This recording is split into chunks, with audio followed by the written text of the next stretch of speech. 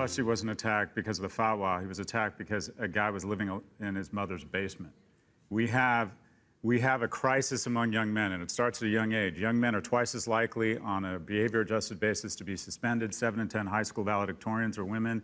For every two female graduates from college in the next 5 years, you only have one. The scariest stat, walking down the avenue that is America, only 1 in 3 men under the age of 30 have had sex in the last year. And you hear sex and your brain fires, but the bottom line is, it's a key step to the elemental foundation of any society, and that is relationships.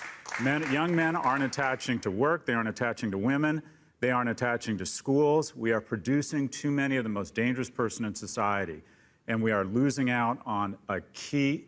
We're not going to have kids, we're not going to have a productive society, we're going to have more violence, and also we're going to have a society that does not value young men, and they do not. Young men are different, they develop later, and by the way, if you're a young man, this work from home thing is a disaster.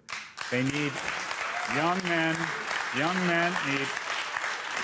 need guardrails. They need to know how to read a room, they need to put on a clean shirt, they know not to get high or drink too much during the week, and then get into the office the next day.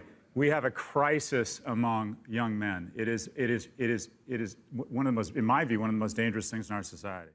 You asked about the phone.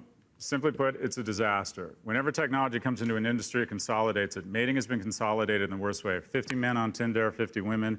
46 of the women show all of their attention to just 4 men, leaving 46 men pursuing just 4 women. If mating was a country, it would be more unequal than Venezuela. We have huge mating inequality, and here's the problem.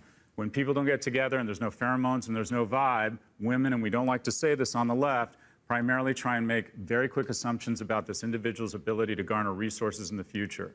So what you have is this concentration of interest, and you're ending up with Porsche polygamy, where 10% of the men get 90% of the attention, which does not lead to good behavior or form long-term relationships.